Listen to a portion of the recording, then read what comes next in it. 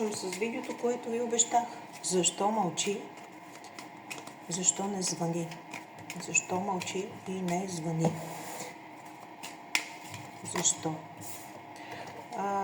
Може би гледат повече жени или пък мъже, които се интересуват за жена, която заема специално място в сърцето им и която обичат.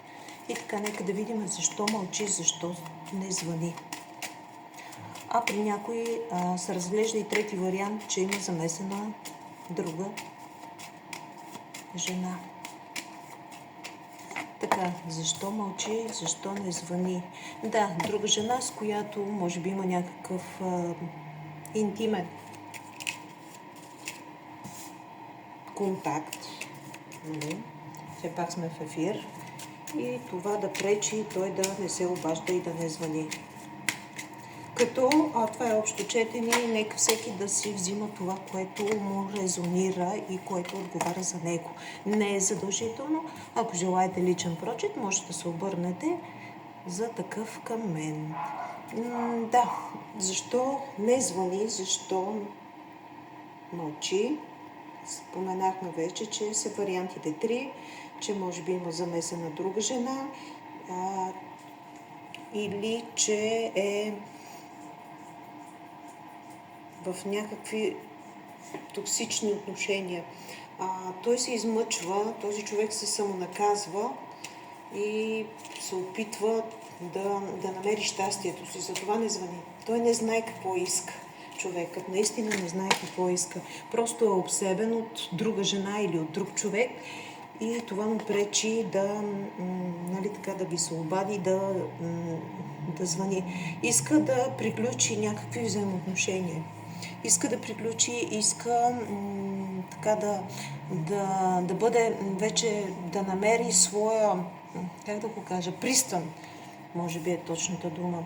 Иска да се установи някъде вече, но просто е объркан. Човекът е объркан. Затова мълчи, затова не се обажда и не звъни. Като има и замесена друга жена, с която има интимен контакт.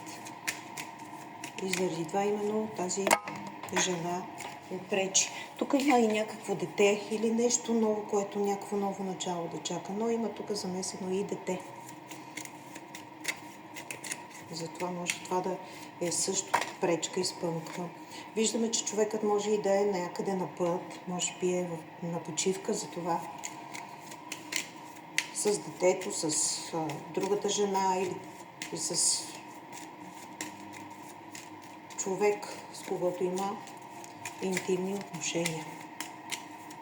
И така, защо не звъни, защо не се обажда? И защо мълчи?